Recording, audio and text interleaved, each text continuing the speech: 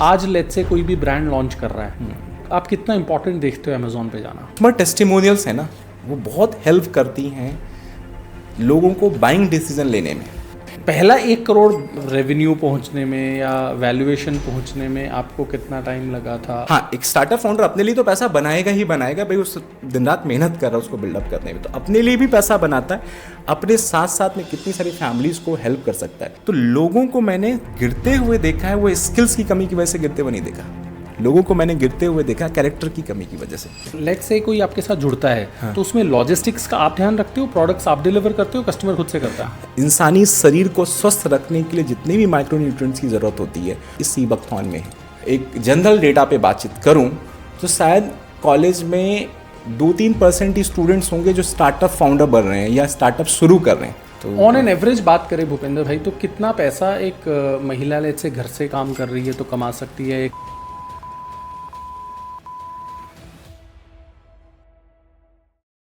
मैं जितने भी पॉडकास्ट करता हूं ना, उसमें आप लोगों के जो सबसे ज़्यादा क्वेश्चंस रहते हैं ना, वो ये रहते हैं कि सर हमें कोई बिजनेस या स्टार्टअप शुरू तो करना है लेकिन फंड्स नहीं है, हमें 20,000, 30,000, 50,000 से कुछ स्टार्ट करना है।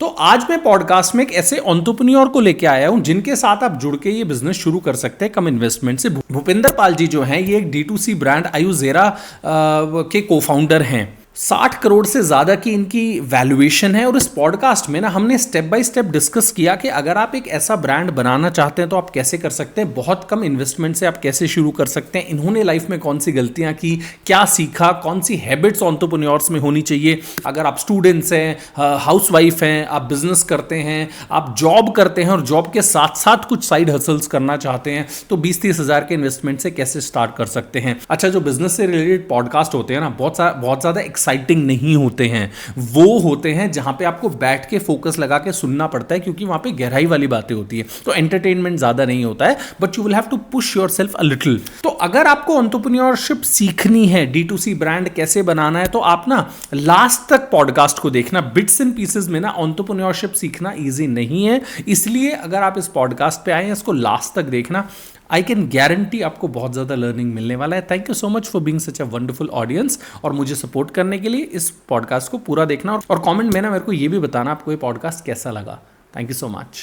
भूपेंद्र जी, सबसे पहले तो थैंक यू सो मच, आप हमारे पॉडकास्ट में आए। Thank you so much. Thank you. इस पॉडकास्ट को लेके मैं बहुत ज़्यादा एक्साइटेड इसलिए हूँ भूपेंद्र भाई, क्योंकि आज हम डिस्कशन करने वाले हैं कि जो लोग बहुत कम बजट में अपने काम धंधे शुरू करना चाहते हैं, उनको हम डायरेक्शन दे पाएँ।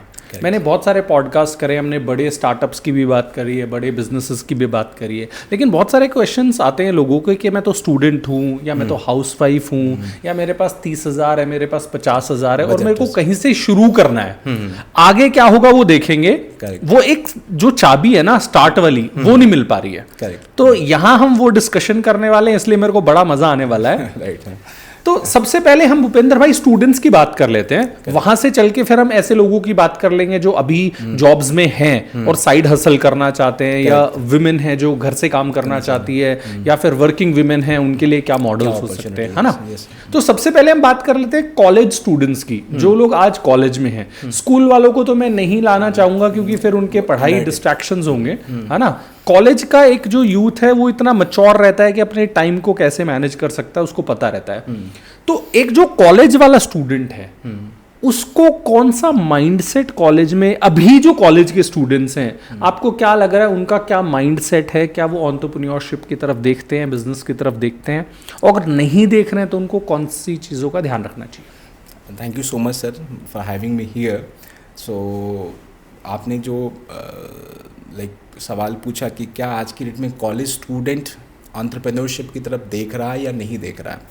फॉर्चुनेटली मेरे को स्टूडेंट्स के साथ में काम करने का मौका मिला, और ऑल्दो मेरी एज अभी 35 है, बट अभी भी मेरे को लगता है कि मैं कॉलेज में जीता हूँ, क्योंकि कॉलेज के बहुत सारे स्टूडेंट्स के साथ में मैं काम कर रहा हूँ, और पास्ट में भी काफ़ी कुछ किया हुआ है।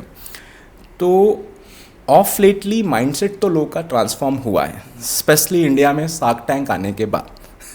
शार्क टैंक में लोगों ने स्टार्टअप्स वर्ड को देखा, समझा, और आज की डेट में जो डिजिटल रीच लोगों के पास है सोशल मीडिया के थ्रू, तो आज की डेट में लोग अवेयर हो रहे हैं। स्पेशली अगर स्टूडेंट्स की बात करें तो लोग अवेयर हो रहे हैं, और स्टूडेंट्स का रुझान स्टार्टअप्स की तरफ है, चाहते हैं। लेकिन एट द सेम टाइम मैं ये भी देख पा रहा हूँ कि स्टूडेंट्स स्टार्टअप्स के बारे में चर्चाएं बहुत कर रहे हैं, कंटेंट बहुत कंज्यूम कर रहे हैं, बट उसको रियल में प्रैक्टिकली में कितना इम्प्लीमेंट कर रहे हैं वो मैं कम देख पा रहा हूँ।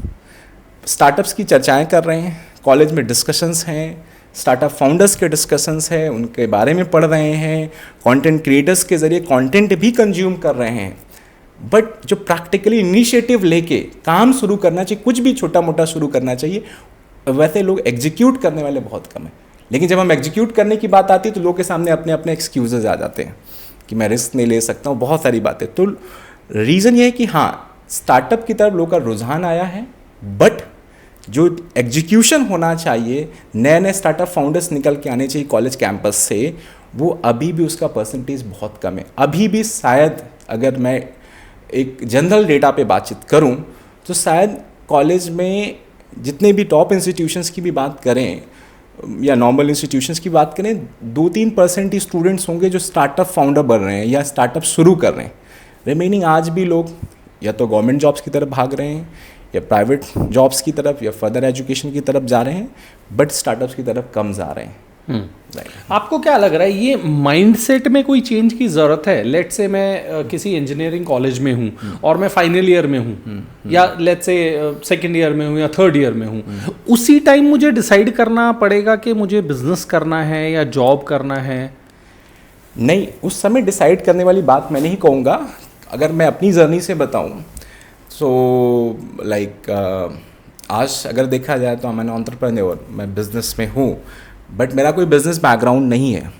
मेरा जो अगर मैं बैकग्राउंड बातचीत करूँ तो मेरी फैमिली में ज़्यादातर लोग गवर्नमेंट जॉब्स में हैं, और बचपन से जो अपब्रिंगिंग मिली थी वो आगे चल के मेरा जो नेटिव प्लेस है, जो होम सिटी है, वो अब यूपी में एक कानपुर और प्रयागराज के बीच में एक छोटा सा डिस्ट्रिक्ट है फतेहपुर। और फतेहपुर में भी इनफैक्ट मैं आपको बोलूँ, बचपन जो मेरा बीता है वो गाँव में बीता है तो गांव में मतलब मेरी 8th तक की एजुकेशन रही है वो गांव में ही रही है। उसके बाद पापा को क्या लगा कि भाई बच्चा आप गांव में ज़्यादा रहेगा बिगड़ जाएगा, ज़्यादातर जनरली ऐसा होता है, आपने भी देखा होगा। तो पापा मेरे प्रोग्रेसिव हैं, उनका माइंडसेट था कि बच्चे को आगे अच्छे से पढ़ाना, आगे बढ़ाना है, तो उन्होंने फिर मेरे को गाँव से शिफ्ट कर दिया सिटी में। ओके, तो सिटी में जब मैं आया, फतेहपुर प्रॉपर डिस्ट्रिक्ट में आया, वो भी एक डेवलपिंग डिस्ट्रिक्ट है। तो डिस्ट्रिक्ट में मेरा 8th से 12th गया, फिर 12th के बाद में मैंने इंजीनियरिंग प्रिपरेशन किया, फिर मैं कॉलेज में गया IIT लखनऊ में। सो अगर बचपन से बातचीत की जाए, जो थॉट प्रोसेस रहा, अगर अपनी जर्नी से मैं रिलेट करके इस बात को मैं बता रहा हूँ, जो थॉट प्रोसेस दिया गया वो यही दिया गया कि पढ़ाई लिखाई करो, अच्छे कॉलेज में जाओ, और उसके बाद आपको गवर्नमेंट ऑफिसर बनना है राइट। तो जो मेरे को मोटिवेट किया गया था वो यही था कि आगे जाके UPSC की प्रिपरेशन करो और जाके IAS ऑफिसर बनो या गवर्नमेंट जॉब्स में जाना। लेकिन कॉलेज में आने के बाद थोड़ा सा एसोसिएशन कुछ ऐसा मिला जहाँ पे एंटरप्रेन्योरशिप के बारे में सीखने का मौका मिला, बिज़नेस के बारे में जानने का मौका मिला।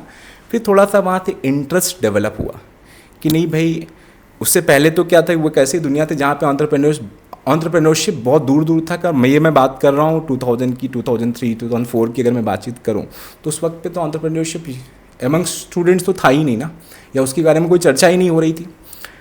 आजकल हो रही है, आजकल स्टूडेंट्स के बीच में भी चर्चा हो रही, स्कूल्स में भी डिस्कशन हो रहा है। मैं आज की बात नहीं करूँ, मैं पुरानी बात अगर करूँ तो पहले तो कुछ नहीं था। फिर धीरे धीरे जब आपका एक इंटरेस्ट डेवलप हुआ टुवर्ड्स बिजनेस, तो उसके बारे में पढ़ाई भी शुरू करते हो, इंटरनेट में एक्सप्लोर करना शुरू करते हो, और उससे रिलेटेड कंटेंट भी कंज्यूम करना शुरू करते हो, देखना शुरू करते हो। तो अपनी धीरे धीरे एक समझ डेवलप किया कि भाई बिजनेस क्या है और इससे क्या हो सकता है।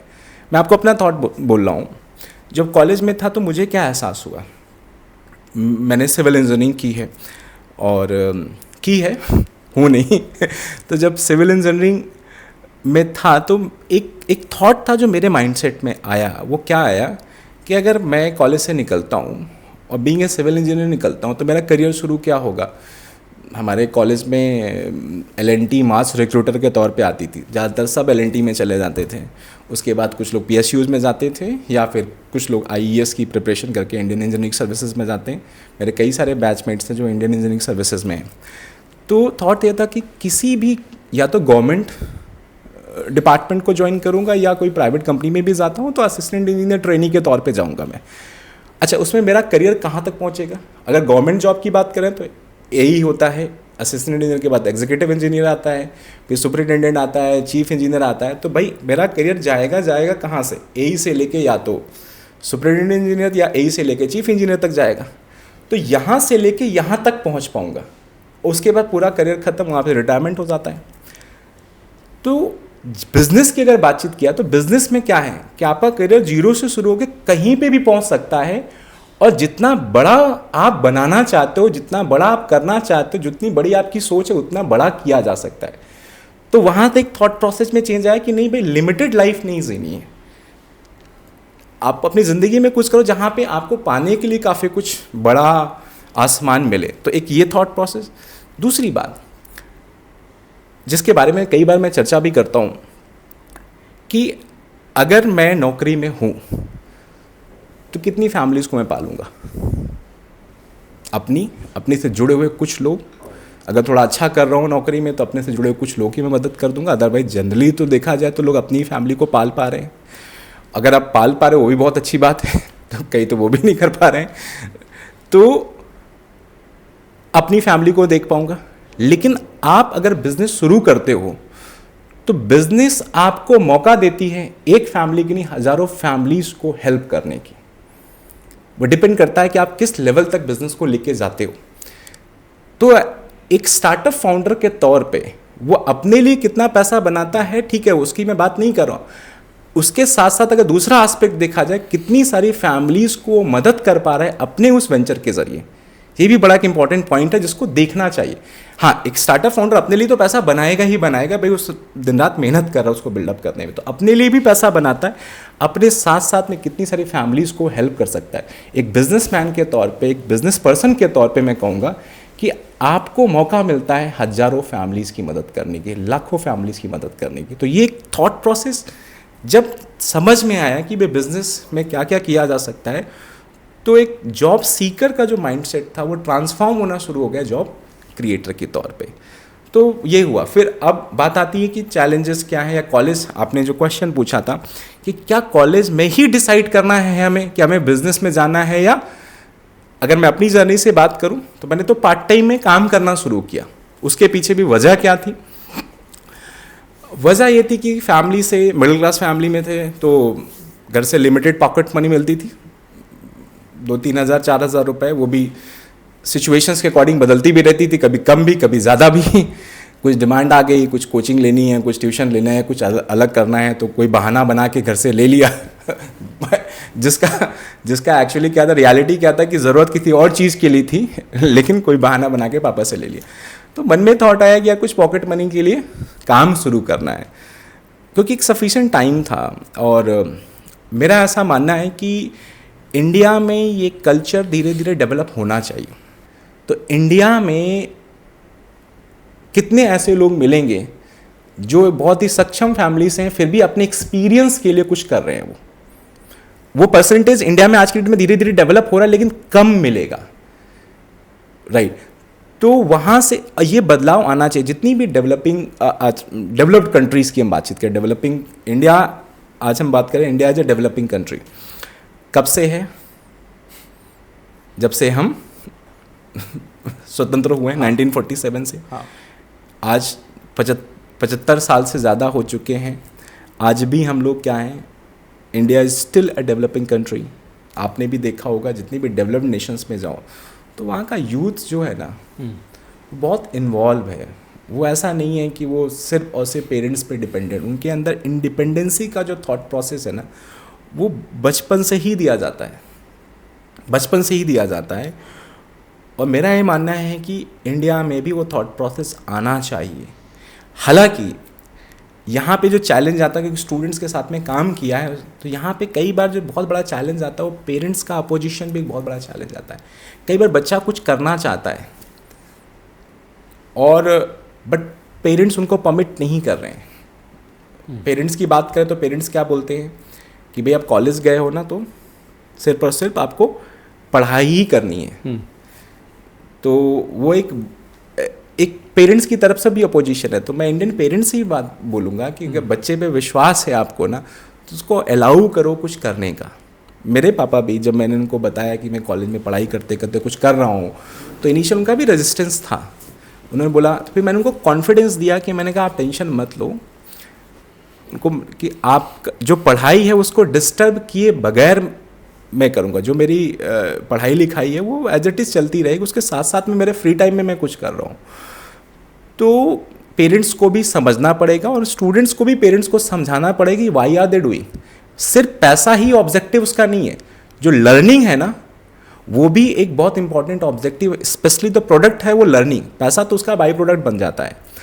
तो जो लोग काम करते हैं अपने पढ़ाई के साथ साथ में, तो वो जो समय की लर्निंग होती है, तो बहुत सारी चीज़ें पता चलती हैं। आप पैसे की कीमत भी समझते हो ना, कि मेहनत करके पैसा जब इंसान कमाता है उसकी कीमत भी समझ में आती है।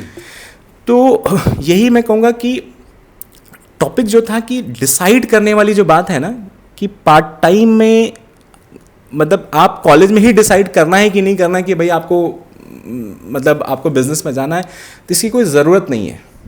आप कुछ शुरू करो, अगर आपको उसमें मज़ा आने लगा है तो उसको स्केल करो, और जब मज़ा आने लगेगा तो अपने आप चीज़ें स्केल होना शुरू हो जाती हैं।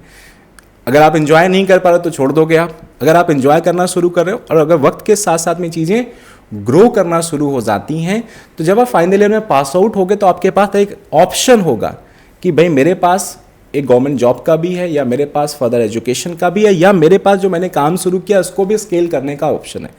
तब आप एक बेटर चॉइस में पहुंचोगे। तो मैं ये नहीं कहूँगा कि नहीं आपको पहले से ही डिसाइड कर लेना है कि आप फुल टाइम आगे चल के बिजनेस ही में जाने वाले हो, लेकिन काम कुछ ना कुछ शुरू करो। कॉलेज से पास आउट होते वक्त आप एक बेटर पोजीशन पे होगे डिसाइड करने की कि भाई मेरे को उसको फुल टाइम में लेके जाना है या पार्ट टाइम में रखना है, या फिर मेरे को फर्दर स्टडीज़ में जाना है, या मेरे को जॉब में जाना है, वो बात की बात है। बट कुछ ना कुछ शुरू करना बहुत ज़्यादा ज़रूरी है इन माई व्यू। वंडरफुल। राइट, अब हम डिस्कशन कर लेते हैं जो आप बिजनेस करते हैं उसकी, और कोशिश करेंगे कि यूथ को आइडिया मिले कि ये काम अगर मेरे को करना है, ये ब्रांड मेरे को एस्टैब्लिश करना है, तो मैं कैसे कर सकता हूँ। करेक्ट। तो आपने एक जो प्रोडक्ट लिया बिजनेस स्टार्ट करने के लिए या स्टार्टअप करने के लिए, बहुत यूनिक है, सी बकथॉन। ज़्यादातर लोग जो इस पॉडकास्ट को देख रहे हैं उनको पता भी नहीं होगा ये प्रोडक्ट क्या है, सी बकथॉन के बारे में। राइट। तो पहले तो आप इस प्रोडक्ट के बारे में लोगों को थोड़ा सा बता दो कि ये प्रोडक्ट इसलिए है और क्यों आपके दिमाग में आया कि ये प्रोडक्ट को सेल किया जा सकता है। उसके बाद फिर हम डिस्कशन करेंगे कि इसको आपने बिजनेस कैसे बनाया, और अगर लोग इस बिजनेस को खुद से इम्प्लीमेंट करना चाहते हैं, इस बिजनेस को स्टार्ट करना चाहते हैं, तो स्टेप बाय स्टेप प्रोसेस हम डिस्कस करेंगे। करेक्ट। सो सी बकथॉन जो आज की डेट में इंडिया के लिए नया है, लेकिन इसकी धीरे धीरे अवेयरनेस क्रिएट हो रही है, and fortunately we are creating that awareness. Sea buckthorn के बारे में बातचीत की तो हमें इसके बारे में पता चला 2019 में। कैसे?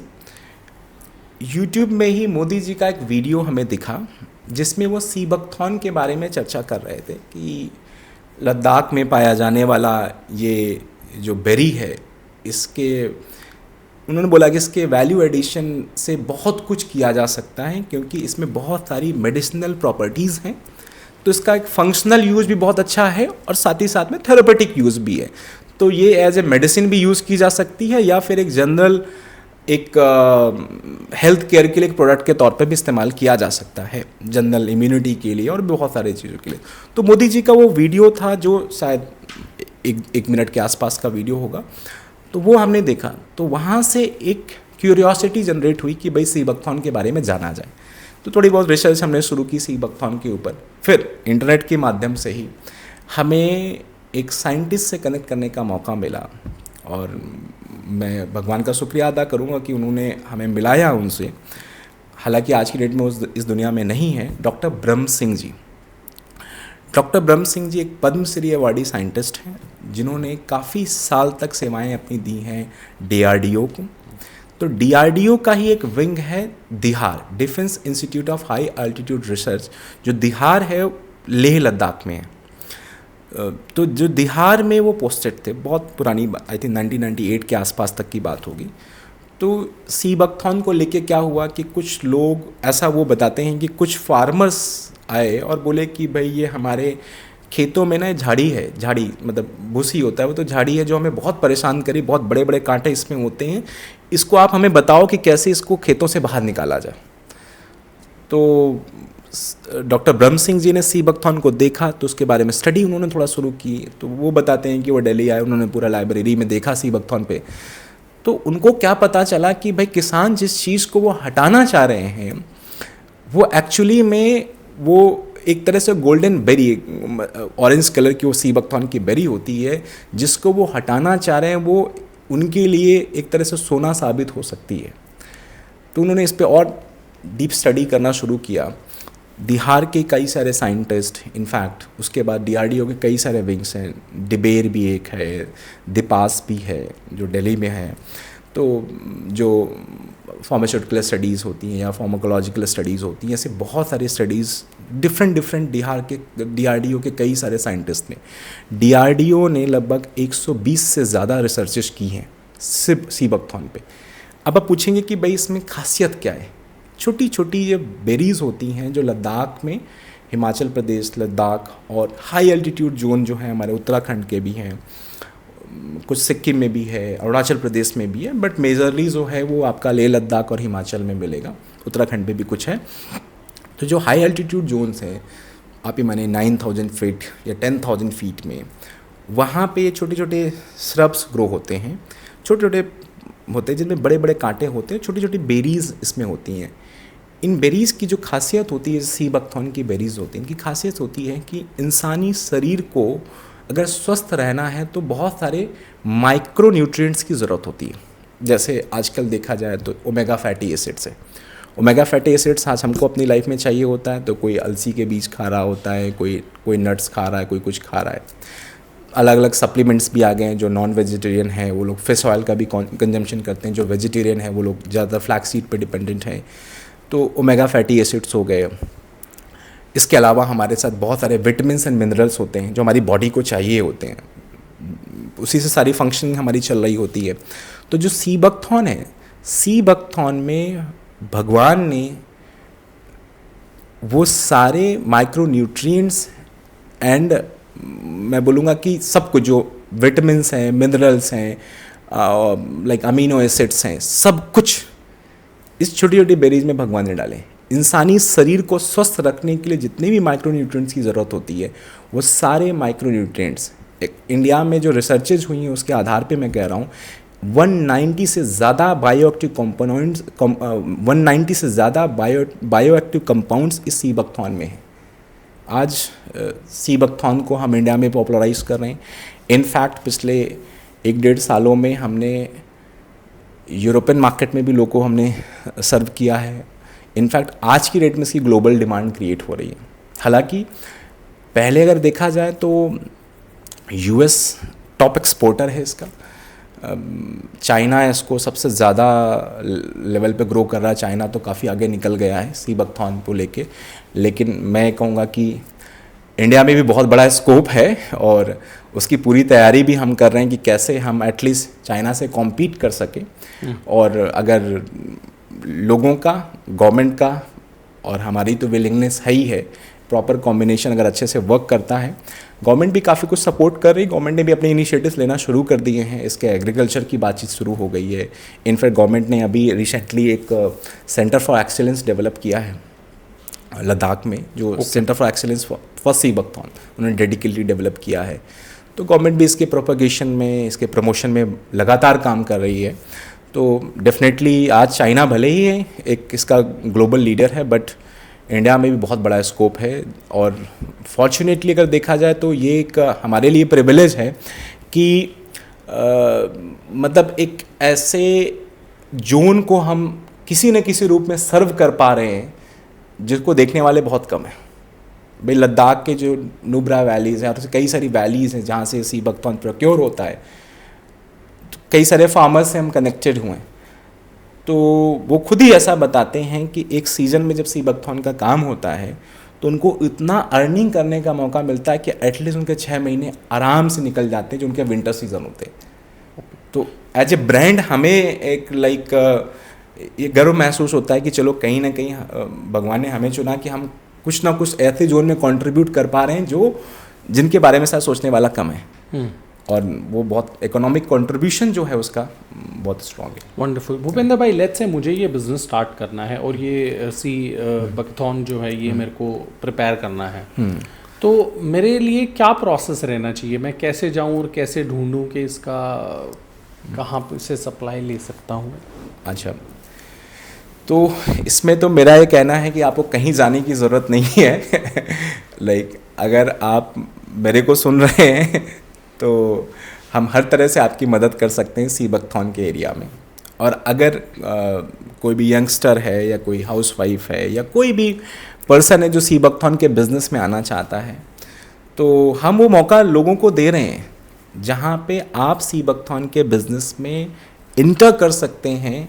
जनरली अगर देखा जाए तो अगर इस बिज़नेस को स्टार्ट करना, क्योंकि हम एक ऐसी कमोडिटी से डील कर रहे हैं जो बहुत ही रेयर एटमॉस्फेयर में ग्रो कर रही है, सप्लाई चेन के चैलेंजेस निकल के आएंगे, क्योंकि लद्दाख जाना ही आसान नहीं है, 6 महीने आपका बंद रहता है, और ये कहती मतलब कैसा फ्रूट है जिसका अपना एक सर्टेन सीज़न है, आपके पास महीना 1.5 महीने का मौका मिलता है। तो इसका जो बिज़नेस का अगर मैं नुआंसेस की बात करूं तो सबसे बड़ा चैलेंज ये है कि इसकी इन्वेंट्री कॉस्ट, आपको एक ही महीने में आपको आने वाले साल भर के जो स्टॉक की प्लानिंग करनी पड़ती है, तो आपको 1 महीने में सारा पैसा डालना पड़ता है अपने स्टॉक प्लानिंग में। तो जो किसी भी बिजनेसमैन के लिए अगर शुरुआत करेगा तो उसके लिए डिफ़िकल्ट है कि अपने सेल्स के प्रोजेक्शंस को देखे और उसको प्लान कर पाए। तो एक बड़ा डिफ़िकल्ट मतलब बिजनेस पॉइंट ऑफ व्यू से मैं बातचीत करूँ तो आसान नहीं है सी बकथॉन के बिज़नेस में एंटर करना।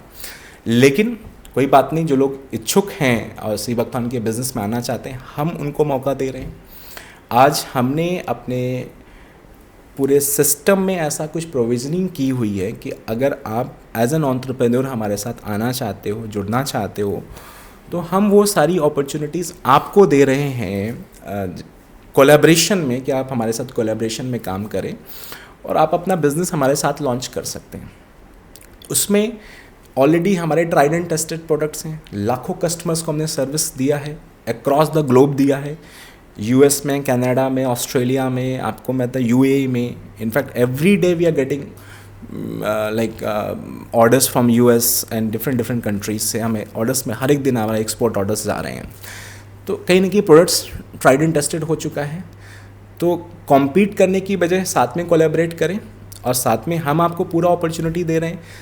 ऑल्दो बिजनेस लॉन्च करने जाओगे, लाखों का इन्वेस्टमेंट है, यहाँ पे मिनिमम इन्वेस्टमेंट में आप हमारे साथ आ सकते हैं और आपको पूरा का पूरा बिजनेस आप हमारे साथ लॉन्च कर सकते हैं। हमने अपना प्रॉपर टेक्नोलॉजी वैसी डेवलप की है, एक सिस्टम ऐसे इस्टेब्लिश किए हैं कि कोई भी XYZ पर्सन कोई भी आना चाहता है हमारे साथ में, प्लग एंड प्ले का मॉडल है। आप हमारे साथ प्लग करें अपने आप को, और हमने लाइक वेयर हाउसिंग के सॉफ्टवेयर में भी वैसे इंक्लूजन्स किए हुए हैं कि भाई आप हमारे साथ बिज़नेस लॉन्च कर सकते हैं। हमारा जो वेबसाइट है, वेबसाइट में भी हम अपने जितने भी पार्टनर्स हैं हमारे साथ, हमारे कम्युनिटी पार्टनर्स हैं, या कोई भी नया बिज़नेस शुरू करना चाहता है तो उनको अपनी वेबसाइट की रेप्लिका दे सकते हैं, हम देते हैं। और आप जब हमारे साथ बिज़नेस में आ जाते हैं तो आपको सर्टेन डिस्काउंट मिलते हैं, आपके पास प्ले करने के लिए अच्छे ऑप्शंस मिल जाते हैं, कि अच्छे मार्जिन्स मिल जाते हैं। तो आप अपना वेबसाइट जिसको अपने अकॉर्डिंग आप कस्टमाइज़ कर सकते हो। हाँ, प्राइसेस के वहाँ पे कुछ सर्टेन रिस्ट्रिक्शंस हैं कि भाई आपके पास एक लोअर प्राइस मिलेगा, हायर प्राइस मिलेगा, उसके उन बिटवीन उसके बीच में आप प्ले कर सकते हो।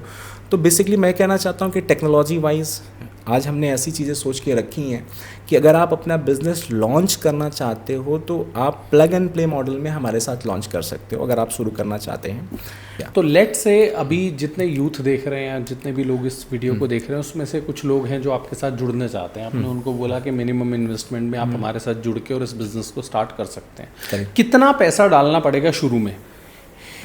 इनिशियली अगर आप हमारे साथ आना चाहते हैं, हमारे ब्रांड में काम करना चाहते हैं, तो इनिशियली 20-25,000 में आपका काम शुरू हो जाएगा, राइट।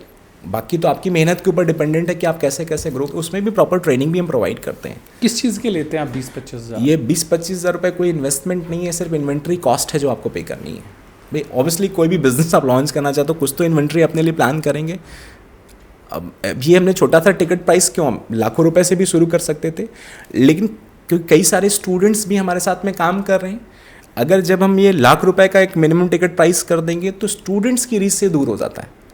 हम क्या चाह रहे हैं, हमारे अगर हर एक बिजनेस का कुछ कोर ऑब्जेक्टिव्स होते हैं सर, आप भी जानते हैं, और होने भी चाहिए। अगर आपके पास कुछ सर्टेन कोर ऑब्जेक्टिव्स नहीं है, कुछ रीजंस नहीं जिसकी वजह से आप बिजनेस कर रहे हो, तो शायद आप बिजनेस में आगे जा भी नहीं पाओगे, एक लेवल के ऊपर आप लेके भी नहीं जा पाओगे। तो हमारे बिजनेस में अगर हम बातचीत करें कि किस तरह से हम कम्युनिटी को कंट्रीब्यूट कर पा रहे हैं, तो एक नंबर वन बेनिफिट है जो हम अगर देखा जाए तो लद्दाख, जहाँ पे लोकल विलेजर्स हैं, लोकल फार्मर्स हैं, प्लकर्स हैं, हार्वेस्टर्स हैं, जो डायरेक्टली उनको बेनिफिट मिल रहा है वहाँ से, नंबर वन पे।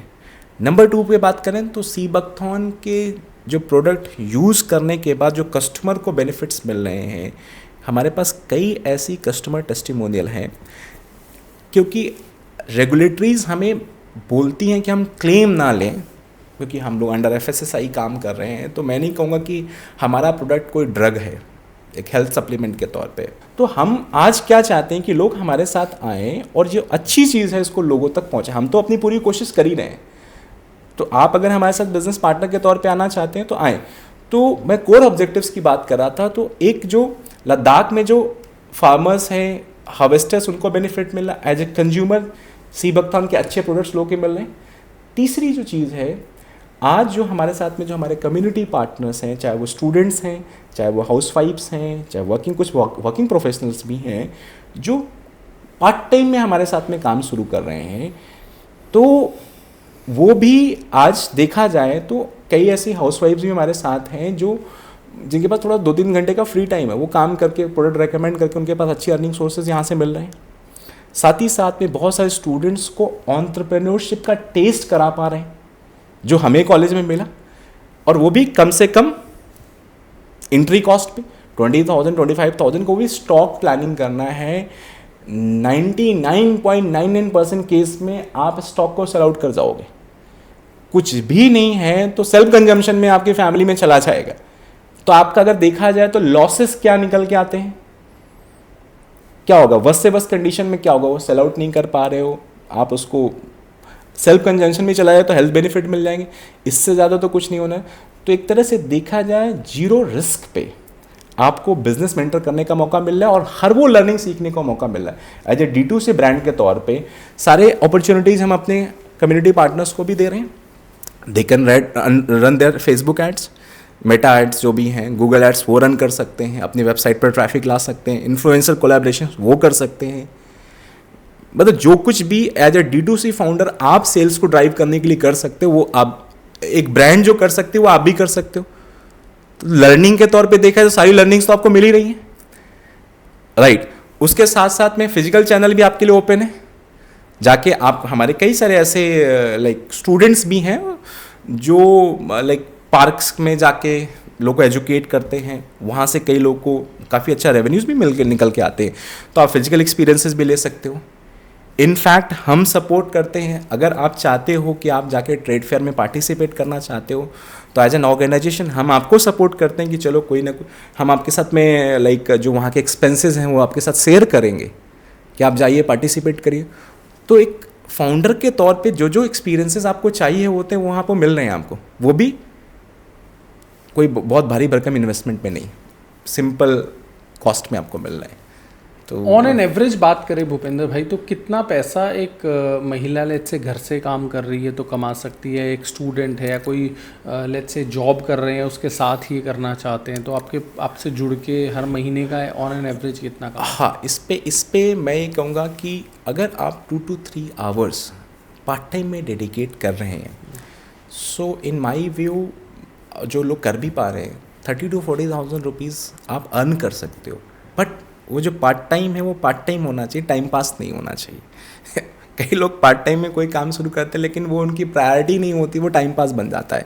तो कंसिस्टेंटली जो डेडिकेशन लोग अपनी जॉब में दिखाते हैं, अगर वही डेडिकेशन 3 आवर्स का यहाँ पे दिखाएं तो 20 to 30,000 मतलब in a bracket of 20 to 40,000 they can earn, right. Students की बात करें, अगर वो भी अपने पार्ट टाइम में काम शुरू करते हैं तो सेम ब्रैकेट वहाँ पे भी मतलब 30 to 40,000 के आसपास होगा।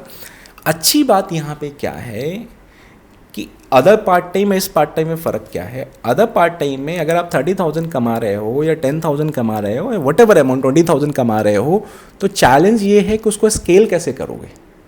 वो 20,000 40,000 कैसे बनेगा, 40,000 50,000 कैसे बनेगा, 60,000 कैसे बनेगा। अब बहुत सारे लगा हाउस वाइफ्स के साथ मैं कई सारे हाउस वाइफ्स के साथ में काम करता हूँ, तो वो लोग अपने फ्री टाइम में या पार्ट टाइम में क्या काम कर रहे हैं। कई लोग तो आजकल व्हाट्सएप सेलिंग चलती है, सोशल सेलिंग उस पर करते हैं। उसके साथ साथ अगर देखा जाए तो कोई ट्यूशन पढ़ा रहा है, कोई अपना बुटीक चला रहा है, कोई अपना पार्लर चला रहा है। ज़्यादातर केसेस में देखा है तो ये सब चलता है। या कोई अगर थोड़ा सा हम रूरल टाउन्स में जाएंगे या आप 2 टियर सिटीज़ के आसपास जाएंगे तो वहाँ पे क्या मिलेगा, कमेटी का कॉन्सेप्ट होता है। जैसे किटी पार्टी वहाँ पे कमेटीज़ होती हैं, छोटा छोटा पैसा इकट्ठा कर लिया तो कोई कमेटी में इन्वॉल्व है। ऐसा कई सारे स्टेट्स में है, महाराष्ट्र में भी मैंने देखा है, तेलंगाना में भी मैंने देखा, कई सारे स्टेट्स में मैंने देखा। तो कोई ऐसा कर रहा है। वहाँ पे चैलेंज क्या है, अगर आप एक ट्यूशन में हो तो 3 आवर्स डेडिकेट करने के बाद 20,000 कमा रहे हो तो आपकी लिमिट है ना कि आप इससे बियॉन्ड नहीं जा सकते। यहाँ पे आपको स्केल करने का भी हम सर्टेन मॉडल है हमारे पास कि उस 2 to 3 आवर्स जो आपने पार्ट टाइम में काम शुरू किया है, जो आपको अर्निंग सोर्स मिला है, इसको आप आगे चल के लाख में भी कन्वर्ट कर सकते हो। मतलब आप जितना बड़ा सोच सकते हो उतना बड़ा आप बना सकते हो। और प्रैक्टिकली कई लोग कर भी रहे हैं। कुछ ऐसे भी लोग हैं जहाँ 4 to 5 आवर्स की लाइक पार्ट टाइम वर्क से उन्होंने काम शुरू किया था और आज लाखों में कमा रहे हैं। तो आपके पास स्केल करने का भी पूरा मौका है। बट ऑन एन एवरेज अगर आप जो पूछ रहे हैं सर सवाल, तो on an average I would say अगर 2 to 3 आवर्स आप डेडिकेट कर रहे हो पार्ट टाइम में तो you can earn 20,000 to 30,000 rupees comfortably. Okay. और अगर कोई फुल टाइम जुड़ना चाहे तो उसकी क्या? फुल टाइम के लिए तो सर कोई स्काई इज़ द लिमिट।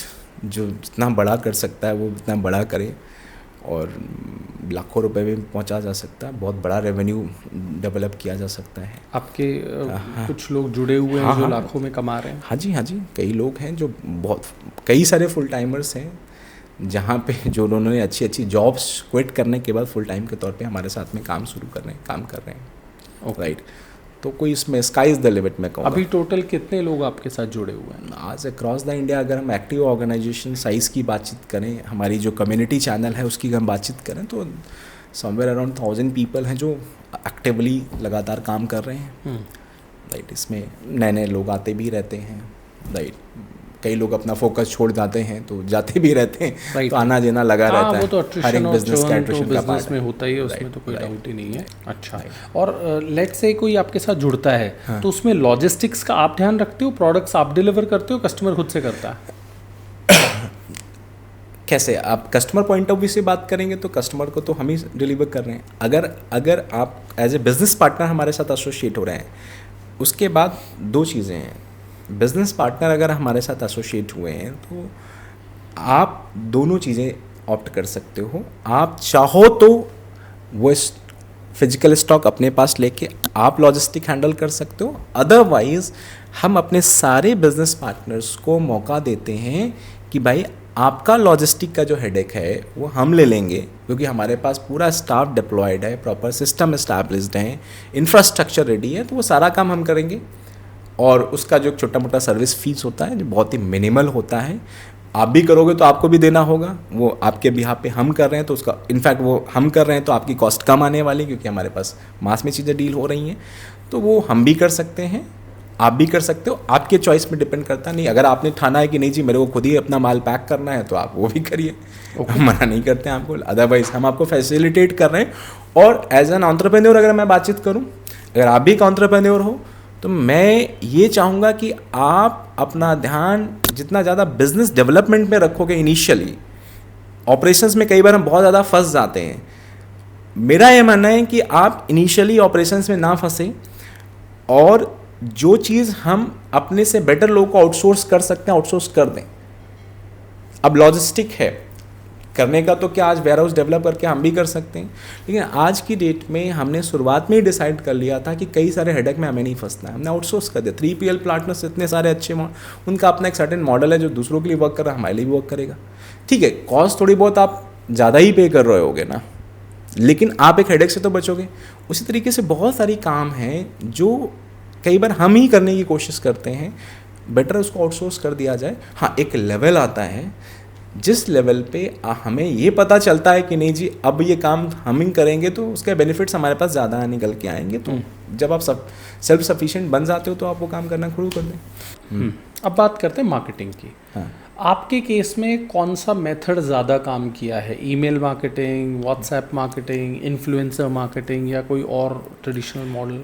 हाँ, अब इस पे मैं कहूँगा कि हम बड़ा यूनिकली इस ब्रांड को डेवलप कर रहे हैं। जनरली ज़्यादातर जो D2C फाउंडर्स होते हैं या फिर जो भी फाउंडर्स हैं, ज़्यादातर केसेस में क्या है कि वो सबसे पहले ऑनलाइन लेके जाते हैं अपने आप को, फिर वो ऑफलाइन लेके जाते हैं। यही ट्रेंड है कि D2C फर्स्ट, देन आप ऑफलाइन चैनल एक्सप्लोर करते हो। फॉर्चुनेटली हमारे साथ क्योंकि एक डिस्ट्रीब्यूशन चैनल हमारे साथ पहले से था, तो हमने सबसे पहले ऑफलाइन एक्सपीरियंसेस लिए हैं, फिर हम इसको ऑनलाइन लेके गए। तो ऑफलाइन ऑनलाइन दोनों का हमारे पास एक्सपीरियंस मिला है। और अगर वर्क करने की बातचीत करा जाए तो वर्क तो में ऑफलाइन में भी हमारा जो डिस्ट्रीब्यूशन चैनल है वो वर्क कर रहा है। उसमें भी हम लोग ट्रेड फेयर्स में जाना, पार्क एक्टिवेशंस करना, हेल्थ कैंप्स करना। एक तो GTMT की बात कर, GTMT की मैं बात नहीं करूँ, GT जनरल ट्रेड या मॉडर्न ट्रेड में नहीं है। मॉडर्न ट्रेड में धीरे धीरे हम इंटर कर रहे हैं, जनरल ट्रेड में जाना नहीं चाहते कि जनरल ट्रेड का सीबकथॉन वो प्रोडक्ट नहीं जिसको हम जनरल ट्रेड में लेके जाएं। सीबकथॉन या तो मॉडर्न ट्रेड में जाएगा, जनरल ट्रेड के लिए सीबकथॉन से हम लोग कुछ ना कुछ प्रोडक्ट्स डेवलप करेंगे जो कॉस्मेटिक्स और उसमें होगा, तो वो हम बात की बात कर रहे हैं। तो ऑफलाइन में हमारे साथ जो वर्क किया, पार्क एक्टिवेशंस वर्क किया, सोसाइटी में जाके हेल्थ कैंप्स ऑर्गेनाइज करना, वहाँ पे अपने प्रोडक्ट्स के बारे में लोग को एजुकेट करना, उनको बताना, ट्रेड फेयर्स में पार्टिसिपेट करना। तो ये सब कई सारे मेथड्स से जो ऑफलाइन में लगातार हमारे साथ में काम कर रहे हैं। उसके साथ साथ में ऑनलाइन की बात करें तो ऑनलाइन में हमें जो क्लिक्स मिले वो इन्फ्लुएंसर मार्केटिंग के ज़रिए मिले। क्योंकि सीबकथॉन एक ऐसा प्रोडक्ट है जिसके बारे में लोगों को एजुकेट करना है। तो एजुकेट करने के लिए ऑब्वियसली आपको कंटेंट क्रिएटर्स के पास जाना पड़ेगा, इन्फ्लुएंसर्स के थ्रू प्रमोशंस करवाने पड़ेंगे। तो इन्फ्लुएंसर मार्केटिंग है जो हमारे साथ वर्क किया। उसके साथ साथ में मेटा एड्स हैं वो काम कर रहे हैं, गूगल एड्स भी वर्क कर रहा है, क्योंकि सर्च इंजन पे अगर देखा जाए तो लगातार कीवर्ड्स ग्रो कर रहे हैं, तो गूगल एड्स भी वर्क कर रहा है। और ईमेल मार्केटिंग, और सर उसमें बात जो आपने किया थी email marketing, I think email marketing तो हमारा कस्टमर रिटेंशन पे वर्क करता है और वो रीटारगेटिंग पे वर्क करेगा। सबसे पहले तो कस्टमर एक्वायर हमें करना है। तो कस्टमर एक्विजिशन की हम बात करें तो कस्टमर एक्विजिशन में इन्फ्लुएंसर मार्केटिंग, आपका मेटा एड्स, गूगल एड्स, ये सारा वर्क कर रहे हैं। हमारे लिए प्राइमरली जो वर्क किया वो इन्फ्लुएंसर मार्केटिंग में। ग्रेट। और रिव्यूज़, टेस्टिमोनियल्स, इसमें कितना इम्पॉर्टेंट है किसी भी बिज़नेस के लिए, और आपके बिज़नेस में इनका क्या रोल रहा है? अगर आप जितने भी, since you are also in the business, you know that कि ये जितना अमेज़न है, फ्लिपकार्ट है, e-commerce places, reviews and rating पे ही गेम है। रिव्यूज़ एंड रेटिंग के अकॉर्डिंग चलता है। तो ये बहुत इंपॉर्टेंट है रिव्यूज़ एंड रेटिंग्स को लेके आना। तो रिव्यूज़ एंड रेटिंग्स इंपॉर्टेंट है अपने प्रोडक्ट के लिए। और कस्टमर टेस्टिमोनियल्स डेफिनेटली आपकी वेबसाइट के लिए बहुत हेल्पफुल हैं। इसके साथ साथ में जो आपके मेटा एड्स हैं, गूगल एड्स हैं, उसमें जब मतलब लोग प्रोडक्ट से ज़्यादा कहानियाँ खरीदते हैं। कई बार हम अपने प्रोडक्ट्स के फीचर्स बहुत सारे बता रहे होते हैं और हम चाहते हैं कि फ़ीचर से लोग आपका प्रोडक्ट परचेज़ करें, तो लोग फीचर्स से प्रोडक्ट परचेज़ नहीं करेंगे, लोग तो कहानियाँ ही परचेज़ करेंगे। तो तो ये कस्टमर टेस्टिमोनियल्स है ना, वो बहुत हेल्प करती हैं लोगों को बाइंग डिसीजन लेने में। जैसा कि मैंने जिक्र भी किया था कि कई ऐसे लोगों को बहुत डिफरेंट बेनिफिट्स मिले जो हमारे लिए बड़े यूनिक थे। जब वो स्टोरीज़ हम लोगों के सामने लेके गए तो लोग कन्विंस्ड हुए। Okay, right. तो कस्टमर टेस्टिमोनियल का आज की डेट में तो बहुत ही इंपॉर्टेंट रोल प्ले है। ओके। कुछ गलतियां जो आपने करी हो अपने इस करियर में, शायद आज आप वहाँ जाए तो उनको करेक्ट करना चाहें? हाँ, एक गलती अगर हम बातचीत करें अपने लेवल पे, हम लोग ऑफलाइन हमने ज़्यादा खींचा, हमें ऑनलाइन थोड़ा जल्दी जाना चाहिए था। हालांकि इट्स आई बिलीव कि आज भी इंडिया का ऑनलाइन मार्केट तो बहुत छोटा है, विशाल का है देखा जाए तो पूरा ऑफलाइन मार्केट ही है। लेकिन ब्रांड आइडेंटिटी क्रिएट करने के लिए ऑनलाइन जितनी जल्दी क्रिएट हो सकता है वो ऑफलाइन में नहीं हो पाएगा। ऑफलाइन में बहुत पैसा आपको लगाना पड़ेगा, बहुत टाइम लगाना पड़ेगा और बहुत मेहनत करनी पड़ेगी, तब जाके वो ब्रांड आइडेंटिटी डेवलप हो पाती है। अगर आपको अपनी ब्रांड आइडेंटिटी डेवलप करनी है तो ऑनलाइन एक ऐसी चीज़ है जिसको हमें इमीडिएटली इंक्लूड करना चाहिए। और हम अपनी करियर की बात करें, स्पेशली आयोजेरा ब्रांड के साथ में अगर हम बात करें तो इसमें हम थोड़ा सा डिले हमने किया। ये हमारी अपनी डिसीजन मेकिंग की कमी थी, हमने थोड़ा देर में डिसीजन इस पे लिया। ये कहती चीज़ है। इसके अलावा अगर बातचीत करें ओवरऑल, अगर मैं अपने करियर की बातचीत करूं तो कई ऐसा समय था जहाँ पे as a business leader you have to take decisions. तो उसमें जो डिसीजन मेकिंग में डिले होता है ना, वो डिले आपके लिए बहुत ज़्यादा हार्मफुल हो सकता है। जहाँ पे आप तो आपको बहुत प्रोएक्टिवली डिसीजंस लेने होते हैं, राइट, कि क्या करना, कैसे करना, आपको ट्राई करना होता है। कई बार हम लोग क्या बहुत ज़्यादा एनालिसिस करना शुरू कर देते हैं, तो जो बोलते हैं कि पैरालिसिस ऑफ एनालिसिस, जो एक बड़ा कॉमन कई बार लोगों के लिए हो जाता है, तो कई बहुत सोचने लगते हैं क्या होगा, कैसे होगा। ट्राई करो, रिस्क लो, वर्क करेगा तो ठीक है, नहीं वर्क करेगा तो आपके लिए लेसन बन जाएगा, वर्क करेगा तो उसकी कहानी आप आगे सुनाओगे। तो if I look back in my career, at my career, तो मेरे को देखने को क्या मिलता है कि कुछ ऐसे मौके थे जहाँ पे मुझे डिसीजंस लेने चाहिए थे, वहाँ पे मैंने नहीं लिया और उसकी कीमत भी मैंने चुकाई है। तो एज एन एंटरप्रेन्योर मतलब बहुत ही क्विक डिसीजन मेकर आपको होना चाहिए। Okay, right, this is my learning that, क्योंकि ट्राई नहीं करूँ तो पता कैसे चलेगा ना। श्योर। पहला 1 करोड़ का रेवेन्यू पहुंचने में या वैल्यूएशन पहुंचने में आपको कितना टाइम लगा था, और उसके बाद आपने सेकंड के लिए कितना टाइम लगा? अगर हम 0 to 1 की बात करते हैं तो 0 to 1 हमारे लिए उतना डिफिकल्ट नहीं था, because we started with a certain distribution channel. तो हमारा पहला 1 करोड़ की बात करें तो 1-2 महीने में हो गया था वो। राइट, वो 0 to 1 की जो हमारी जर्नी रही है। उसके बाद फिर अगर आप आज की करंट कंडीशंस की बात करें तो हम लोग करेंटली अगर बात करें तो इस लास्ट FY 24-25 जो हमने क्लोज किया है, that is somewhere around 10 CR, and 25-26 का हमारा प्रोजेक्शन है कि हम अप्रॉक्सीमेटली 50 CR करें। Currently we are doing approximately somewhere around 3 CR हम रेवेन्यू कर रहे हैं मंथली बेसिस पे।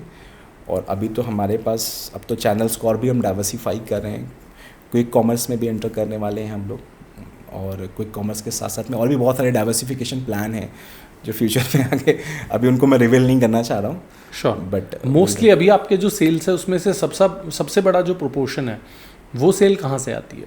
60% ऑन वो आपका ई कॉमर्स प्लेटफॉर्म्स के जरिए, 40-45% हमारा अपना कम्युनिटी चैनल है। बाकी हमारा बिकॉज कई लोगों को हम सीबकथॉन का बिज़नेस लॉन्च करने में मदद कर रहे हैं, तो एक सर्टेन बिजनेस प्रोपोर्शन हमारा वहाँ का भी है जहाँ पे कई सारी ब्रांड्स को हमने हेल्प की है बिजनेसेस को लॉन्च करने में। Wonderful.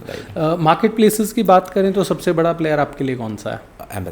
Amazon, because we focused over there. अच्छा, उसमें कितना % सेल्स आपके टोटल बिजनेस का, कितना % सेल अमेज़न से आता है? अमेज़न कंट्रीब्यूटिंग समवेयर अराउंड 40% के आसपास। 40%। आज लेट्स से कोई भी ब्रांड लॉन्च कर रहा है तो अमेज़न आप कितना इम्पोर्टेंट देखते हो अमेज़न पे जाना? अमेज़न जाना आई थिंक ये इस पे सबसे पहले कमोडिटी डिपेंड, आपका प्रोडक्ट डिपेंडेंट है। लेट्स से हम बात कर लेते हैं इलेक्ट्रॉनिक गुड्स की, लेट्स से ये माइक्स की बात कर लेते हैं। माइक्स की बात करते हैं तो सबसे पहले हमें स्टडी करना होगा थोड़ा सा कि फ्लिपकार्ट पे इसकी सेल ज़्यादा है या फिर अमेज़न पे है। अगर हमें लगता है कि मार्केट प्लेसेस ओवरऑल बात कर लेते हैं। हाँ, मार्केट ओवरऑल मार्केट अगर ओवरऑल, हाँ, मैं प्लेटफॉर्म को सेग्रीगेट नहीं कर रहा हूँ, तो ओवरऑल मार्केट प्लेसेस जाना इंपॉर्टेंट है हमारे लिए। रीज़न उसका मैं बताऊँ, इसका सबसे बड़ा रीज़न ये है कि इनिशियली जो आप कस्टमर को ट्रस्ट दिला पाओगे वो हो सकता है अपनी वेबसाइट पे ना दिला पाओ। आपका कस्टमर लैंड करेगा आपकी वेबसाइट पे बट परचेज नहीं करेगा क्योंकि उसको ट्रस्ट इस्टेब्लिश नहीं हो पा रहा है। अमेज़न और मार्केट प्लेसेस की बात करें तो मार्केट प्लेसेस में कस्टमर को ट्रस्ट मिल रहा है कि चलो अगर ये चीज़ मेरे को रिटर्न करनी है तो मेरे को हेडेक नहीं लेनी है, क्लिक ऑफ द बटन मेरा रिटर्न पॉलिसी है। अमेजन पे लिस्टेड है तो सर्टेन, अच्छा वहाँ पे वो रिव्यूज़ एंड रेटिंग भी देख पा रहे हैं, तो उसको एक ट्रस्ट इस्टेब्लिश हो पा रहा है, जो इनिशियली आपकी वेबसाइट से ज़्यादा ट्रस्ट आपको कहाँ पे मिलेगा, अमेजन पे मिलेगा। लेकिन इनफैक्ट कई सारे हमने मेटा कैंपेन्स को अमेजन में रिडायरेक्ट किया, जहाँ पे अगर वेबसाइट पे हमें उतना रिस्पॉन्स मिला तो अमेजन में भी रिडायरेक्ट किया। हालांकि उसका सिर्फ और सिर्फ मतलब एट्रिशन चैलेंज नहीं था, या कस्टमर उसको मतलब bounce rate was not the only challenge, कुछ टेक्निकल चैलेंजेस भी थे। लेकिन आज की डेट में जो आपका प्राइमरी क्वेश्चन था वो ये था कि भाई हमारे लिए मार्केट प्लेसेस कितना ज़रूरी हैं। तो मेरा ये कहना है कि मार्केट प्लेसेस आपके लिए बहुत ज़रूरी हैं, वहाँ पे अपने आप को इस्टेब्लिश करना ही होगा। कुछ हैबिट्स की बात करते हैं जी। किसी भी एंटरप्रेन्योर के लिए, आपको क्या लग रहा है कौन से ऐसे हैबिट्स हैं जो उसको या तो फेल कर सकते हैं या उसको सक्सेसफुल बना सकते हैं? एंटरप्रेन्योर के लिए मेरे को ऐसा लगता है कि लाइक हैबिट्स, तो देखिए हैबिट्स एक बहुत बड़ा सब्जेक्टिव मैटर हो गया है, बट उसमें मतलब मैं थोड़ा सा इसको डिफरेंटली आपसे बात करना चाह रहा हूँ। आपने एक बड़ा इंपॉर्टेंट टॉपिक छेड़ा है, और मैंने अपने करियर में बहुत सारे लोगों को गिरते हुए देखा है just because of their habits. There are two aspects sir, एक एस्पेक्ट है स्किल्स का, दूसरा एस्पेक्ट है कैरेक्टर का।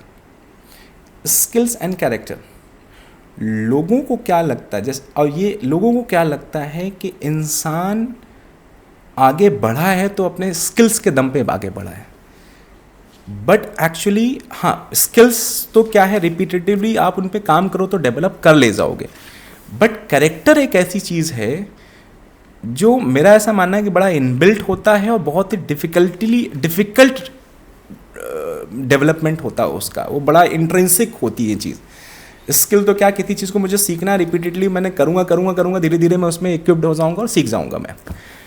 तो लोगों को मैंने गिरते हुए देखा है, वो स्किल्स की कमी की वजह से गिरते हुए नहीं देखा, लोगों को मैंने गिरते हुए देखा कैरेक्टर की कमी की वजह से। अब उसमें भी कई सारी चीज़ें हो जाती कैरेक्टर में, हैबिट में बात है, किसी को ना गुस्सा आता है, अब गुस्सा बहुत ज़्यादा आता है, अब जाके आपने सारा गुस्सा कभी किसी दिन आपने जाके अपने एम्प्लॉय के ऊपर निकाल दिया, या अपने स्टाफ मेंबर्स और भी अपने टीम्स के ऊपर निकाल दिया, तो ये कैसा गुस्सा, अब चीज़ें वहाँ पे क्या ईगो इश्यूज़ आ जाते हैं, तो वहाँ पे आपको मैनेज करना वो आना चाहिए। वो एक ऐसी चीज़ है जिसको आपको डेवलप करना पड़ेगा कि भाई व्हाट आई हैव लर्नड, वो मैंने ये सीखा कि भाई कभी भी गुस्से में मेरे को कोई रिस्पॉन्स नहीं देना है, मतलब रिएक्ट नहीं करना उस गुस्से में, कभी भी इमीडिएटली जाके उसमें मेरे को नहीं रिएक्शन देना तो मैं नहीं रिएक्शन दूंगा, मैं शांत हो जाऊँगा। उस समय हाँ अंदर से तो बड़ा उबाल आ रहा होता है कि मेरे को इमीडिएटली इसको जवाब देना है। तो ये एक हैबिट है जो अभी मैंने ऑफ लेटली डेवलप की कि भाई मेरे को ना किसी भी गुस्से की सिचुएशन में किसी को कोई रिस्पॉन्स या मेरे को रिएक्शन नहीं देना है। ऐसी बहुत सारी ऐसी और भी हैबिट्स हैं, जस्ट लाइक मैं ऐसे कई भाई एक दो फाउंडर्स को भी जानता हूँ जिनके बारे में उनका जब ड्यू डिलिजेंस चल रहा था तो क्या पता चला कि भाई ये बंदा तो बहुत ज़्यादा ड्रिंक करता है।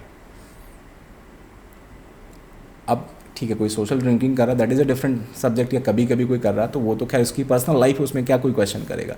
लेकिन आप इतना ज़्यादा कर रहे हो कि आप हर एक दिन सामने बैठे हुए हो, हर एक दिन आप बाहर में बैठे हुए, हर एक दिन आप मतलब शाम को कॉल्स आ रहे हैं, कुछ भी आप रिस्पॉन्स नहीं दे रहे हो, this is a habit challenge. I think being an entrepreneur, ठीक है कुछ चीज़ें हैं जो आप कभी कर रहे हो तो समझ आता है, बट आप डेली कर रहे हो तो उसके आपको खामियाजा भुगतना पड़ेगा। इसके अलावा एक बड़ी इंपॉर्टेंट बात है जो अपने करियर में मैंने सीखी है कि भाई लीडर्स आर गुड रीडर्स। आजकल क्या वैसे पढ़ने की आदत तो लोगों की ख़त्म हो गई है, क्योंकि हमें कंटेंट कहाँ से मिल जा रहा है, सारा पॉडकास्ट के ज़रिए, इंटरनेट के ज़रिए मिल रहा है। लेकिन फिर भी थ्रू माई ओन करियर मैं आपको अगर मैं बोलूँ that may not be valid for this young generation, but वैसे मैं अगर आपसे पूछूं तो जब आप कोई किताब पढ़ रहे होते हो तो आपको लगता है कि आपके अपने डिफरेंट इंसाइट्स डेवलप होते हैं। जब मैं किसी क्रिएटर के थ्रू कोई चीज़ सुन रहा हूँ या फिर यूट्यूब में किसी वीडियो के ज़रिए मैं किसी चीज़ को देख पा रहा हूँ तो वहाँ पे उनके इंसाइट्स को मैं सुन रहा हूँ, उनके शब्दों को सुन रहा हूँ। लेकिन जब मैं कोई किताब खुद पढ़ रहा हूँ तो मेरे अपने थॉट्स डेवलप हो रहे हैं। तो as a business leader I would suggest that we should develop the habit of reading. जैसे एक साइमन साइनेक, शायद आपने भी सुना होगा, एक अमेरिकन बिजनेस ऑथर हैं, राइटर हैं. सो उनका जो एक कॉन्सेप्ट है ना कि भाई एक गोल्डन सर्कल का कॉन्सेप्ट बताते हैं वो, कि भाई कोई बिजनेस आप कर रहे हो तो क्यों कर रहे हो, क्या वजह, क्या उसका जस्ट कॉज क्या है. तो मैं उनको पढ़ता हूँ, काफ़ी अच्छा है. इसके अलावा इंडिया में बातचीत करते हैं प्रकाश अय्यर हैं, उनकी एक बड़ी अच्छी बुक है हैबिट ऑफ विनिंग. तो ऐसे कई सारी बुक्स रही हैं. लीडरशिप पे अगर हम बातचीत करें तो जॉन सी मैक्सवेल बड़े अच्छे ऑथर हैं. तो पर्सनली अगर तो रीडिंग की हैबिट है तो वो होनी चाहिए. बहुत इंटरेस्टिंग पॉडकास्ट रहा है. जाने से पहले आपकी एडवाइस लेना चाहूँगा मैं यूथ के लिए. जी, ठीक है, 2-3 चीज़ें जो आप यूथ को बताना चाहते हो, जो उनको इंश्योर करना चाहिए अगर अच्छी लाइफ लीड करनी है, एंटरप्रेन्योर बनना है, तो 2-3 चीज़ें जो उनको इंश्योर करनी चाहिए वो अच्छे से करें लाइफ में. हाँ जी सर, इस पे यूथ से मेरा जो कहना है, सबसे पहले तो क्या है कि कन्फ्यूज़न के स्टेट में मत रहो. अपनी लाइफ में ना कोशिश करें क्लैरिटी डेवलप करने की. अपनी मैं पर्सनल जर्नी से मैं अगर बताऊं तो जब मैं कॉलेज में था तो मुझे एक बात की क्लैरिटी थी कि मुझे लाइफ में क्या चाहिए आने वाले 3 से 4 सालों में. मैं ये नहीं बोलूँगा कि 10 साल बाद क्या होगा, 20 साल बाद क्या होगा, मुझे नहीं पता, लेकिन आने वाले 4 से 5 सालों में मुझे लाइफ में क्या चाहिए वो मुझे क्लियर था. कॉलेज से पास आउट हुआ तब भी वो क्लैरिटी थी. आज भी अगर मैं आपके सामने बैठा हूँ तो मुझे क्लैरिटी कि भाई एटलीस्ट कमिंग 4 to 5 ईयर्स में क्या होगा मुझे पता. 10 साल बाद हो सकता है मैं हिमालय में बैठा हूँ, मुझे नहीं पता, लेकिन आने वाले 4 से 5 सालों में क्या करना है. जो आईजोया ब्रांड हमने शुरू की उसको एक सर्टेन लेवल पे लेके जाना है, एक ऐसा बिजनेस डेवलप करना है जो केस स्टडी बने लोगों के लिए. तो एक ऑब्जेक्टिव क्लियर होना बहुत ज़्यादा ज़रूरी है. अक्सर मैंने यूथ को देखा है कि वो लोग कंफ्यूज हैं, उनको पता ही नहीं कि वो करना क्या चाहते हैं. तो उसको पता करना है तो भाई आप मेंटोर से बात करें, आपने जो भी आपने चुना है, जिनके जो आपको लगता है कि मतलब जो भी आपके लिए इंस्पिरेशन है उनको सुने, उनसे अगर कंसल्ट कर सकते कंसल्ट करें, बट एक क्लैरिटी डेवलप करें, ये सबसे ज़्यादा इम्पॉर्टेंट है. नंबर 2 जो मैं कहूँगा, जो भी काम चुने, जो भी चॉइसेस आप लें, पहले चॉइसेस से पहले जो भी एनालिसिस करनी कर लो, लेकिन जो आप चॉइसेस लेते हो फिर उसमें डूब जाओ. क्योंकि जब तक आप उसमें डूबोगे नहीं तब तक आप कामयाब नहीं बनोगे. कोई दुनिया की कोई ताकत आप उसको कामयाब नहीं बना पाएगी. आपको डूबना पड़ेगा. You have to indulge in your work, right. So जितने भी लोग सफल हैं आप देखोगे तो वो अपने काम में पूरी तरह से डूबे हैं. व्हेन यू लाइक बोलते हैं कि एक बड़ा इंपॉर्टेंट स्टेटमेंट था, I am trying to remember that statement, कि when you are into business you make a living, when business gets into you you make a fortune. तो वैसा कुछ जो भी काम चूज़ करो अपने लाइफ में ना, उसमें इंडल्ज होना ज़रूरी है. और कई बार क्या एक ये भी है कि कई बार हम लोग देखते हैं, जिस भी इंडस्ट्री में हम लोग हैं या जो भी काम हम लोग चूज़ कर रहे होते हैं, हम लोग देखते हैं कि यार जो इंसान टॉप पे बैठा हुआ है उसके पास ये स्किल है, ये है, उसके पास ये रिसोर्सेज हैं, हम लोग के पास तो रिसोर्सेज ही नहीं है. कई बार ये थॉट भी आता है कि वो तो बहुत ज़्यादा रिसोर्सफुल आदमी है, उनका नेटवर्क बहुत स्ट्रॉन्ग है, लाइक हाईली टैलेंटेड है, हम वहाँ तक कैसे पहुँच पाएंगे. हर एक आदमी का अपना कि एक कुछ तो एक बेंचमार्क होता ही होता है. यूथ के पास अपना एक बेंचमार्क तो होता है कि मेरे को ऐसा बनना है, ऐसा करना है, ऐसा बनना है. सो मेरा ऐसा कहना है कि किसी चीज़ को पाने का अगर आपका वाई स्ट्रॉन्ग है ना, और आप उसमें क्लियर हो कि मेरे को ये पाना है, तो कुदरत आपका साथ देगी. धीरे धीरे अब वो लिंक्स सारे क्रिएट होना शुरू होते हैं, वो कनेक्टिंग द डॉट्स की बात आती है. आप अगर ट्रुथफुली, ईमानदारी के साथ, डेडिकेशन के साथ, कमिटमेंट के साथ अपना काम करो, भगवान आपके लिए रास्ते खोजता है, बनाएगा भगवान आपके लिए रास्ते. आपको ईमानदारी से काम करना होता है. तो बस ये मत सोचो कि नहीं मेरे पास, क्योंकि कई सारे 2 tier टाउन्स के स्टूडेंट्स को देखता हूँ यार, कई बार मैंने महसूस किया है कि कई लोग के पास इन्फीरियरिटी कॉम्प्लेक्स किस बात का, कि मेरे को तो अंग्रेजी बोलनी नहीं आती. ये एक बहुत बड़ा इन्फीरियरिटी कॉम्प्लेक्स कई बार आ जाता है. ठीक है भाई, कोई इंसान अगर जिसकी एजुकेशन स्ट्रांग रही है या कोई अच्छे इंग्लिश स्कूल में पढ़ा हुआ है तो हो सकता है उसको इंग्लिश बोलनी आपसे बेटर आती है, लेकिन ऐसी भी क्या बात है, इंग्लिश कम्युनिकेशन का ही तो जरिया ही है ना।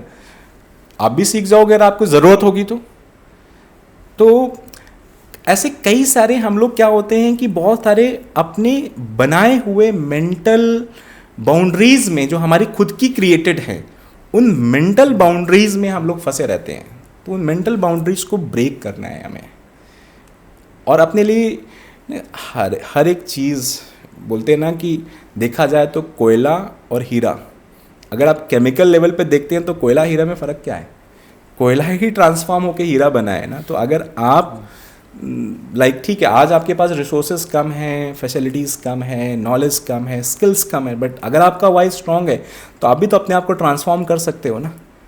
प्रॉब्लम ये है कि आप बदलने के लिए तैयार नहीं होते हो, ट्रांसफॉर्म होने के लिए तैयार नहीं होते। तो आपको हमेशा अपने आप को रेडी रखना है ट्रांसफॉर्म करने के लिए। इस पर मेरे को एक बड़ी अच्छी कोई शायरी है जो याद आती है, अगर आप परमिट करें तो मैं ज़रूर बोलना चाहूँगा कि खुद ही को कर बुलंद इतना कि हर तकबीर से पहले खुदा बंदे से पूछे बता तेरी रजा क्या है।